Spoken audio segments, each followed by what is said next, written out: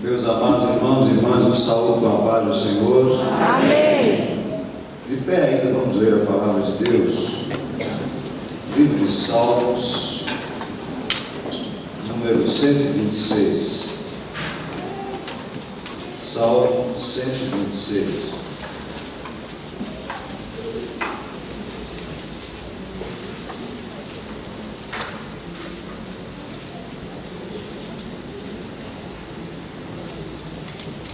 Convidar a igreja para ler comigo a minha versão Almeida Corrigida Fiel.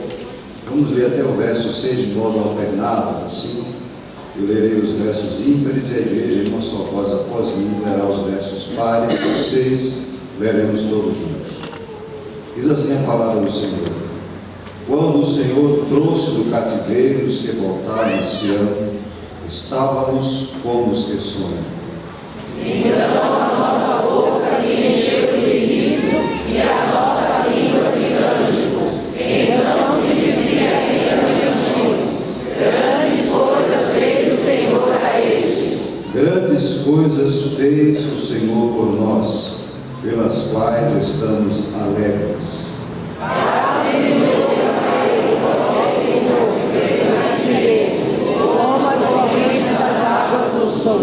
Os que se veem em lágrimas cegarão com alegria. Juntos, Aquele que leva a preciosa semente, andando e chorando, voltará sem dúvida, com alegria, trazendo consigo os seus olhos. amém. Os irmãos podem sentar.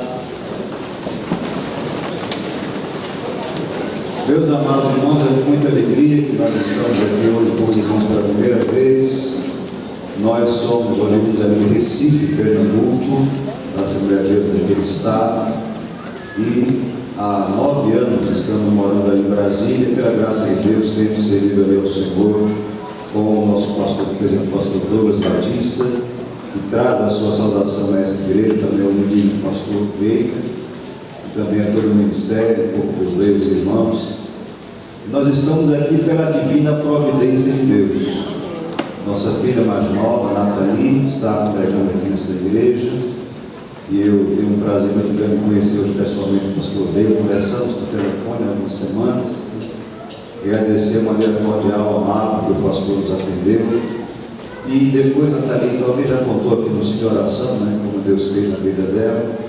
Eu quero já inicialmente aqui agradecer a Deus pela vida desta igreja, cada um dos obreiros e irmãos, as irmãs do Ciclo de Oração, os jovens que receberam minha filha, como convém aos santos, têm abraçado ela, recebido ela. É fácil estar longe dos filhos. Eu jamais imaginei que iria deixar minhas filhas saírem de casa. A mais velha hoje mora com os avós lá em Portugal, fazendo aqui nova missionária. Foi embora com 18 anos, em plena pandemia. E agora a minha mais nova vem para São Paulo, com 19 anos, e eu imaginei levá-las apenas ao altar, lá depois dos 25, né? Pedi para a Nathalie ficar em pé. Fique em pé, por favor, filha, que me conhece ainda. Esta bela jovem, minha filha, Deus te abençoe, pode sentar. Eu pedi do seu pastor, que eu estou atendendo, tá? Meus amados, é bom quando nós criamos nossos filhos no temor, na admoestação do Senhor, que eles podem crescer e alcançar seus objetivos, guiados por Deus, seguindo a direção do Senhor. Mas em outra ocasião, eu talvez conte aqui o testemunho delas duas para a edificação dos irmãos. No tempo que me resta, quero apenas levar os irmãos a meditar nesse texto do Salmo 126, que cronologicamente é o último salmo do livro de Salmos. Os irmãos sabem que esse livro levou aproximadamente 1000 anos para ser escrito, né? O primeiro deles, o Salmo 90, foi ali da lavra de Moisés, que viveu ali por volta, escreveu o Salmo por volta de 1440 a.C., quando o povo estava a peregrinar para Canaã, no deserto, né? E este Salmo, cronologicamente, é um dos últimos salmos que foi colocado dentro do compêndio do Saltério de Israel, compõe 5 livros, né? Que foi ali composto provavelmente pelo ano 440, na época do Esdras e do Neemias, né? Então, se eu tenho o primeiro salmo de Moisés em 1440 a.C., e esse 440 são 1000 anos de um salmo para outro. E o que há de comum nestes salmos? O primeiro de Moisés, esse último aqui: os atos redentivos de Deus. A palavra de Deus nos revela que há 3 grandes blocos de conhecimento de Deus e revelação de Deus para a humanidade. Primeiro, a criação de Deus, o Senhor como Criador de todas as coisas, que trouxe a existência as coisas que não existem como se já fosse, pelo poder da sua palavra. De modo que Deus criou o universo, todas as coisas espirituais, materiais, seres animados e inanimados, pelo poder glorioso da sua palavra. Ele é Criador, Ele é Senhor, Ele é soberano, porque todas as coisas foram criadas pelo seu poder criativo. Mas depois da criação nós temos a queda daquele que foi colocado como coroa da sua criação, que é o homem, feito a sua imagem e semelhança. O homem foi colocado numa condição difícil, irreversível, né? No entanto, aprove a Deus, ali mesmo no Éden, expressar ao homem, revelar ao homem o segredo do plano da redenção. Então nós temos a criação de Deus, a queda do homem e a redenção, né? E este Salmo 126, como também o Salmo de Moisés, de 90 e outros textos da Bíblia, revela esta maravilhosa obra de Deus, Deus como o resgatador, Deus como o redentor do seu povo. Aleluia! E neste salmo aqui, amados, nós temos revelado isso. Os irmãos estão ainda desta ceia hoje, uma ceia especial, porque estamos no período de Páscoa, e compreendemos o significado da redenção. Porque Páscoa é redenção, Páscoa é resgate, Páscoa é Deus revelando-se ao homem, expressando o seu poder, a sua glória, libertando o seu povo da escravidão e conduzindo para uma terra boa que manda leite e mel. Então nós temos lá em Êxodo, no capítulo 12, a primeira expressão de Deus como redentor para com Israel. E ali a tipificada a relação que mais tarde vai ser cumprida em Cristo, no Novo Testamento, ele como Cordeiro Pascual, e a semelhança do Cordeiro lá de Êxodo 12 também foi imolado em nosso lugar, para nos assegurar uma grande, perfeita e eterna salvação, pelo verter do seu sangue glorioso na cruz do Calvário. Aleluia! Então, amados, nós temos ali, os irmãos conhecem o texto, né? Olha que esse salmo, no verso 1, ele diz: quando o Senhor trouxe do cativeiro os que voltaram a ser. Aqui, aparentemente, o contexto é aquela volta do povo do cativeiro lá de Babilônia. Mas ali, Deus estava mostrando o seu poder redentor, que já mostrara no passado, quando o povo foi oprimido lá por Faraó no Egito. E na noite que foi dado o brado de libertação do povo, cada família de Israel reuniu-se para uma refeição rápida. Eles haveriam de comer uma carne do cordeiro, haveriam de comer ervas amargas e um pão sem levedo. E amados, aquele cordeiro que foi separado e observado por 4 dias, e depois disso teria que ser imolado, o sangue deveria ser removido, recolhido e aspergido em cada casa, em cada hebreu, que temesse a palavra de Deus e que observasse a ordenança do Deus Todo-Poderoso. E em cada casa, portais e nas ribeiras das casas foi colocado e aplicado o sangue do cordeiro. E naquela noite, o texto que o Senhor passou sobre o povo do Egito para ferir a cada primogênito do Egito, de modo que a passagem de Deus para o Egito naquele dia foi uma passagem de juízo. Deus passou para julgar aquele país, para julgar aquela nação e para pôr em liberdade o seu povo. No entanto, o texto de Êxodo 12 mostra que Deus também passou sobre a casa de cada hebreu que estava ali, cada judeu, para trazer livramento da morte, porque onde o sangue estava aplicado, a morte não seria experimentada. Pelo contrário, aquele sangue aplicado na porta significava o livramento, o resgate, a libertação do cativeiro e a revelação do grandioso poder de Deus para pôr em liberdade o seu povo.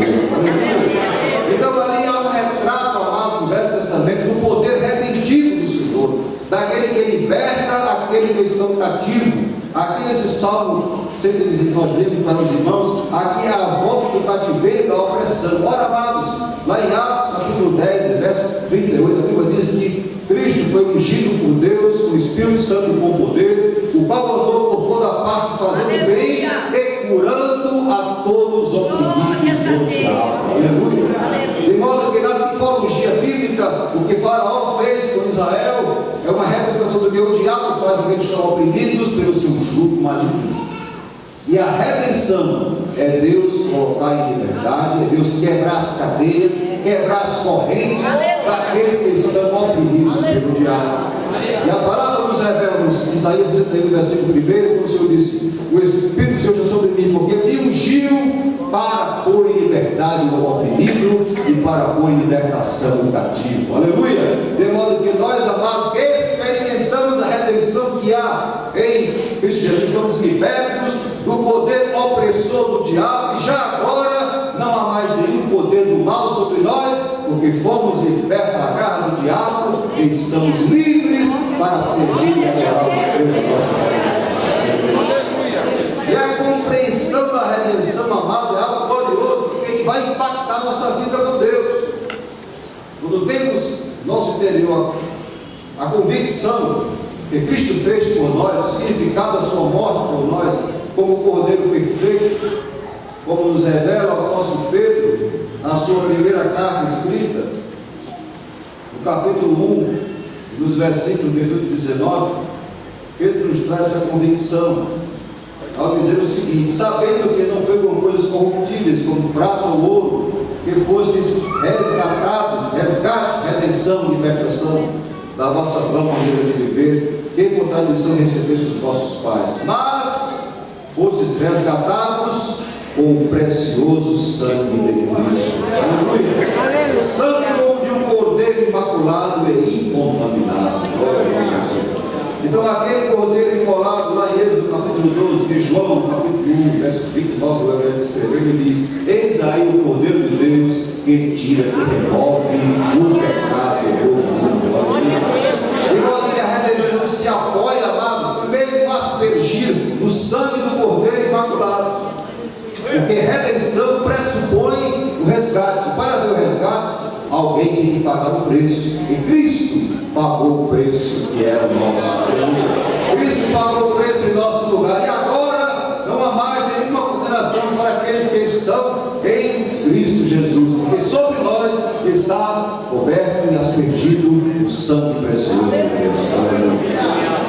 E o que significa isso? Que agora podemos comparecer perante Deus, porque Deus é santo, e Ele não comunga com o erro, com o pecado, nem com a mácula. Não há nódoa espiritual da nossa alma, nos aparta do Senhor, mas sob o sangue de Cristo, nós somos admitidos à comunhão com Deus. Glória a Deus, Senhor. Somos recebidos, não por méritos próprios, mas recebidos pelos méritos de Cristo, aleluia, nosso favor da cruz do Calvário. Então a redenção, em primeiro lugar, ocorre pelo sangue, pelo preço de resgate, e Cristo já pagou por nós. Quem pode dizer amém? E em segundo lugar, a redenção se apoia também na revelação do poder magnífico de Deus, quando Ele intervém para libertar aquele que está oprimido. E não importa o tempo que dure, porque o poder de Deus é imensurável, ninguém pode contar nem medir os atos gloriosos de um Deus poderoso. E quando quer resgatar, quando quer estender a sua mão para operar, ninguém pode impedir o seu trabalho. Glória a Deus.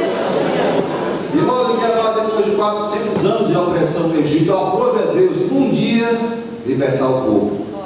E aquele dia ficou revelado, marcado, e Deus disse: vamos celebrar esse dia, porque esse dia é um dia especial, é o dia que fez o Senhor. Aleluia. E ali o povo se reúne para uma refeição, preparados para viajar, lombos cingidos, cajado na mão, sandália nos pés, a última refeição na terra da opressão, porque disse Moisés: hoje o Senhor vai tirar o seu povo do Egito. Aleluia. E aí, amados, estamos aqui para uma cerimônia, para uma refeição simbólica, que rememora o que Cristo fez por nós quando nos livrou das garras de Satanás. Aleluia! Quando pagou o preço em nosso lugar, e quando, pela sua misericórdia, operou em nós para nos livrar. Ora, amados, é maravilhoso quando Deus, Ele vira o cativeiro da vida do seu povo. Quem pode dizer amém? Amém? E lá em Jó 42:10 diz: e virou Deus o cativeiro de Jó. E neste salmo, o texto verso 1, fala de cativeiro. Quando o Senhor trouxe do cativeiro dos que voltaram a Sião. Aleluia. E quando Deus opera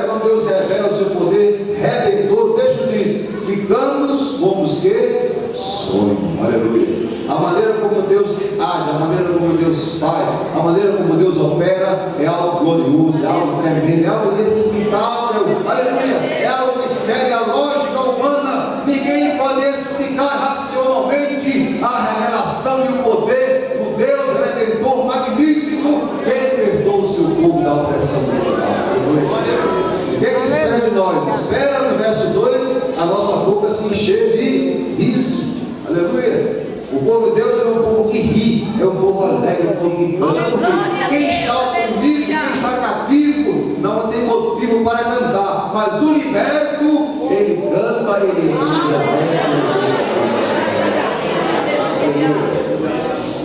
E o contraponto desse Salmo 126 é o Salmo 137, né? E aí nós temos um outro contexto. É quando diz: junto aos de Babilônia, ali nos assentávamos e chorávamos. Quando nos lembramos de Sião, quando nos salgueiros que há no meio dela, pendurávamos as nossas harpas.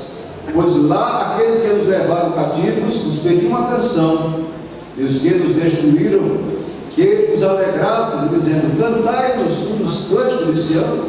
Como cantaremos a canção do Senhor em terra estranha? Então, amados, quem está cativo tem motivo para cantar, mas nós somos um povo que Deus espera que tenha riso, lábios que cantam no corpo. Aleluia! Glória a Então Deus! não há espaço para crente carrancudo, não há espaço para crente de cara fechado, não, é sorrir, é alegre. Aleluia! Por que alegre? Porque eu fui resgatado pelo Senhor.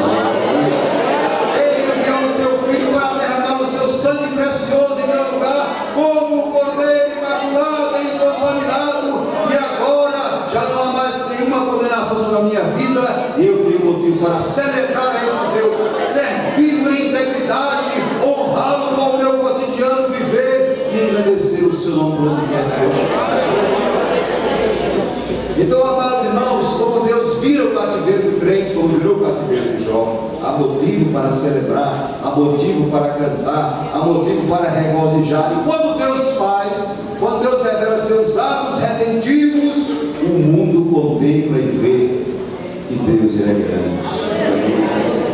Está aqui no verso 3 do Salmo que nós lemos, quando diz: grandes coisas fez o Senhor por nós, e por isso estamos alegres. Mas no verso 2, a parte B diz: então se diziam os gentios, grandes coisas fez o Senhor a estes. Então, quando Deus age, quando Deus revela, quando Deus liberta, quando Deus opera, quando Deus realiza algo grande, o mundo vê, o mundo testemunha, e o mundo tem que reconhecer que foi Deus quem fez. E as coisas feitas pelo Senhor, diz o texto, são coisas grandes. Por quê? Porque Ele é um Deus grande, sendo grande, Ele realiza os feitos grandiosos.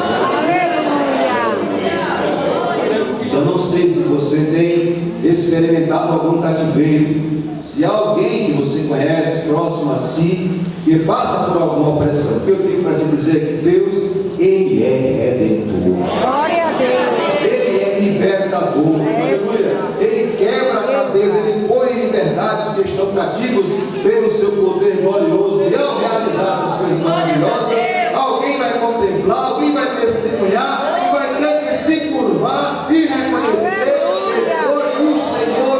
Glória a Deus. Então, amados irmãos, uma boca cheia de riso, uma boca alegre, cantando e salmodiando, antes de Deus operar. Glória a Deus. Porque há o cântico pré e há o cântico pós a revelação de Deus. Por exemplo, Miriam cantou depois que passou, né? E às vezes Deus convida o crente a cantar antes. Quantas vezes, na hora da angústia, da aflição, da dor, não é? Deus fala e diz: canta para mim. Aleluia. E Deus já falou com o seu povo nessa noite. Aleluia. Aleluia. Ele obedece a nada. Aleluia. O Senhor te disse que Ele vai se levantar como grande na tua vida. Você experimentará os feitos gloriosos do Senhor. Deus colocará em liberdade o oprimido. Ele vai quebrar a cadeia. Ele vai quebrar as algemas. E você terá o poder de Deus. Glória a Deus. Aleluia. Glória ao nome do Senhor. Aleluia. O que eu hei de fazer? O Senhor te fala: louva o meu nome.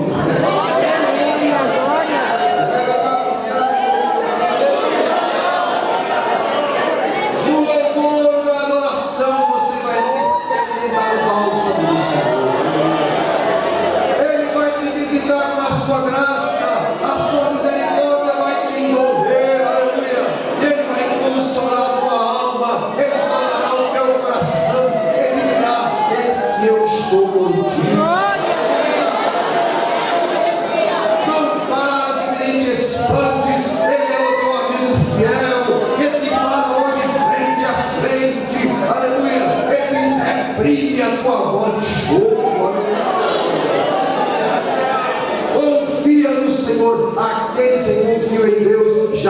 são decepcionados.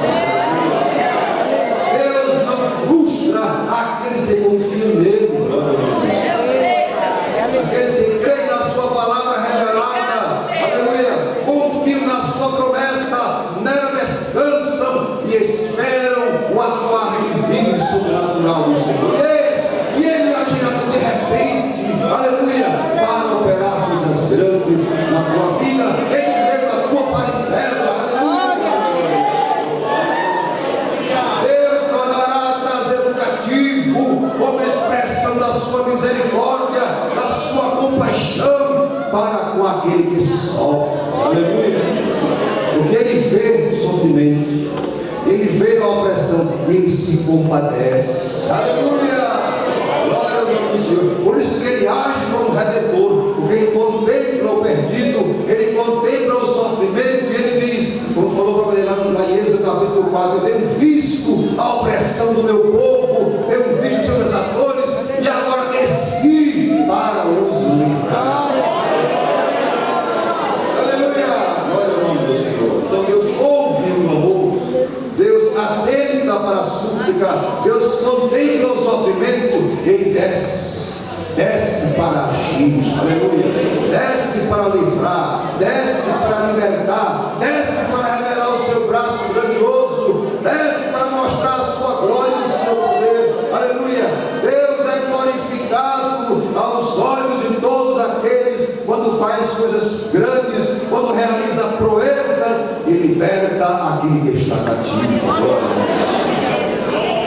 Então, amados irmãos, além do testemunho dos gentios que não conhecem a Deus, nós também temos que testemunhar, porque o verso 3 diz: grandes coisas fez o Senhor por nós e por isso estamos alegres. Glória a Deus,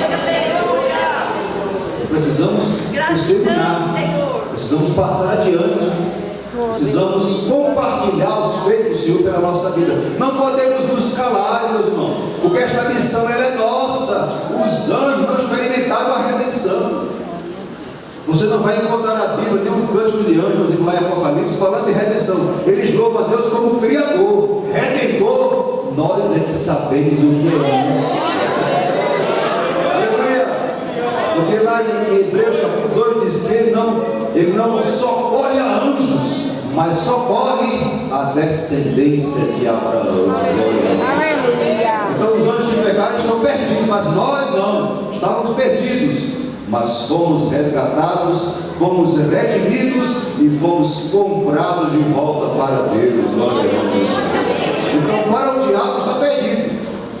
E lá em Mateus 25 diz: apartar de mim, para o fogo eterno, preparado para o diabo e seus anjos. Então o diabo está preparado para a perdição, mas nós não. Para nós, Deus ainda no Éden proveu redentor.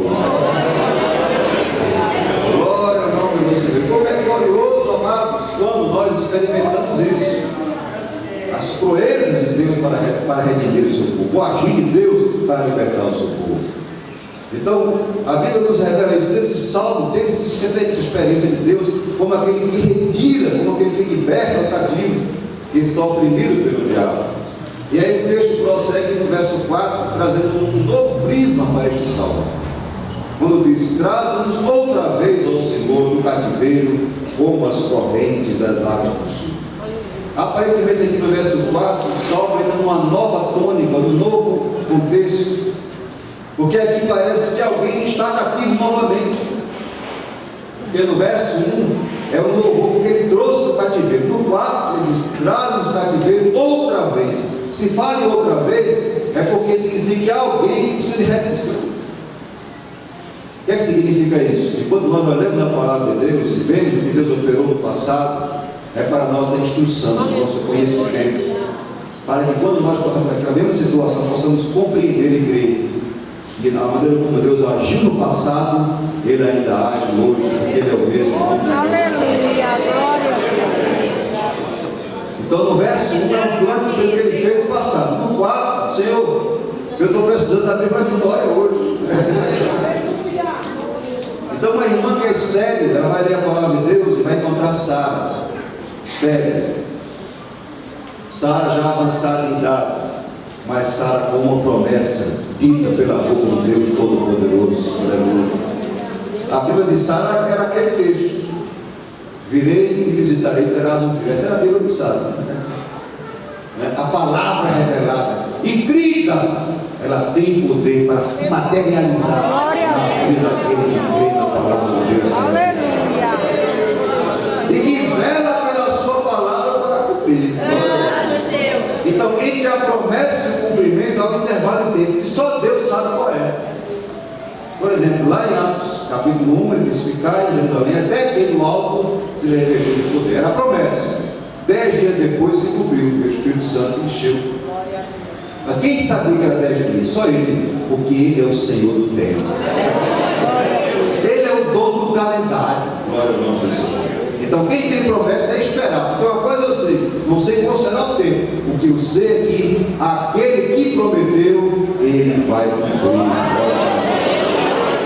Então, amados, como dizia, uma irmã estéril vai ler a Bíblia enquanto Sara.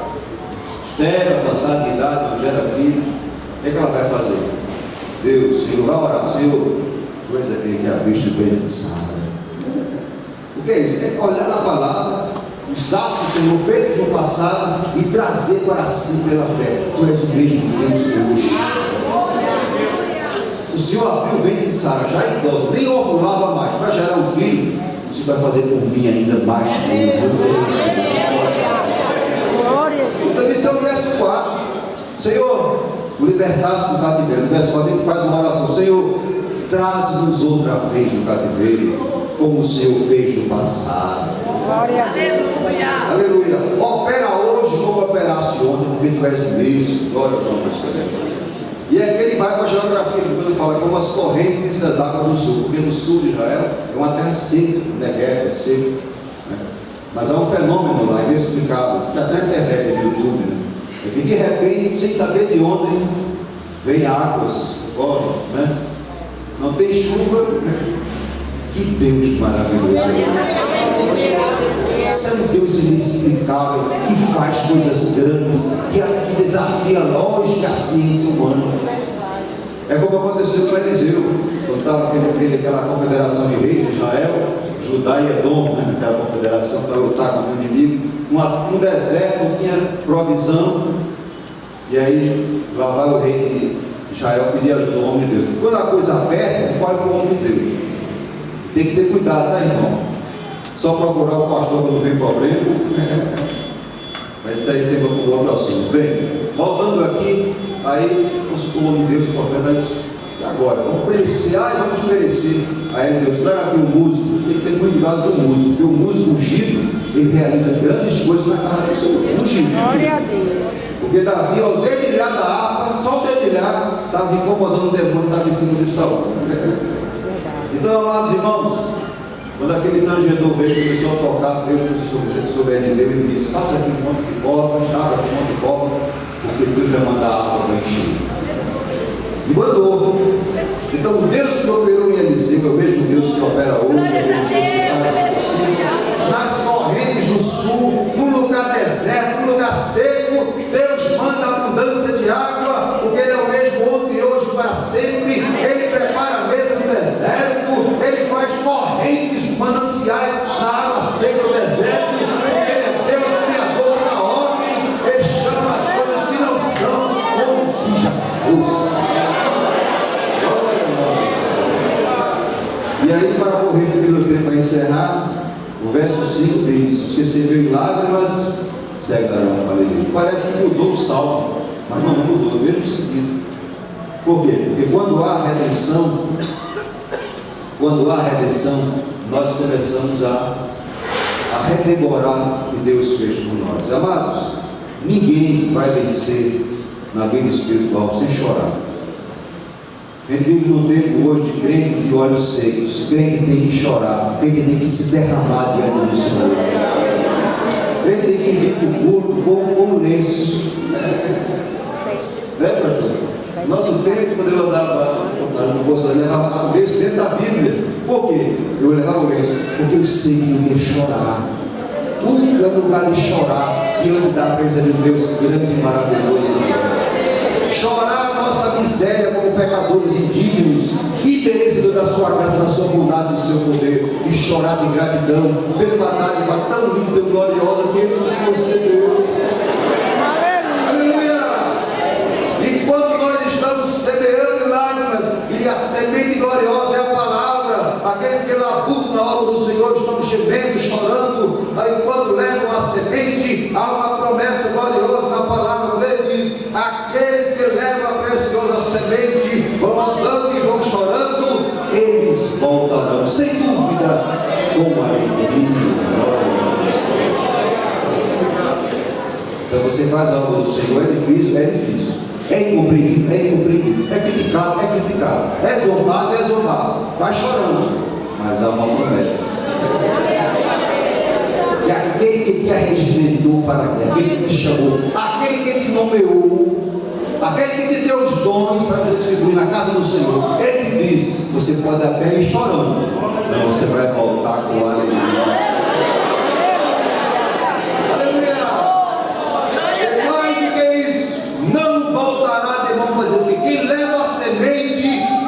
Garantia do Senhor que você voltará com certeza, trazendo o resultado do trabalho. Pode alguém não ver, pode alguém não contemplar, mas aquele que te chamou, Ele vê, Ele contempla, e é Ele que vai te galardoar. Olha o nome do Senhor. Olha, amados, quando tem uma promessa humana, a gente fica muito desconfiado, né? Época de eleição, vai lá o candidato, fala: com certeza, pode ficar, prega para quem? Falar como? Quando tem na Bíblia, Deus dizendo, olha o que ele diz aqui: voltará sem dúvida, voltará com certeza, é Deus que está falando. Você vai voltar sem dúvida, com alegria, e trazendo consigo o resultado do trabalho. Redenção, que é o tema do salmo. Olha, um pai que vai chorar pelo filho para Deus ter misericórdia dele. No mundo de hoje, uma mãe vai colocar seus filhos debaixo dos seus joelhos, chorar pelo filho. O que é isso? É pedir que Deus tenha misericórdia. Pai, não deixa meu filho se perder, não deixa minha filha se perder, guarda a minha casa deste mundo mal, deste mundo maligno. Aí Deus vem e faz coisa maravilhosa, se revela, fala, quebra o coração. Ele está falando da sua igreja, e Ele vai agir como agiu ano passado mesmo, todos, quando Ele fechou o coração de Faraó para cumprir seus propósitos. Mas no tempo Ele teve que liberar o povo. E quem pode conter a grandiosa mão do Deus Todo-Poderoso? Então, meus amados, quero deixar esse texto para a meditação dos irmãos. Deus, Ele é o nosso Redentor. Ele traz de volta o cativeiro. Ele liberta o cativeiro. E esse é o motivo que eu tenho para poder estar aqui hoje, cercar a mesa do Senhor, em lágrimas, em gratidão, em reconhecimento, com a minha vida até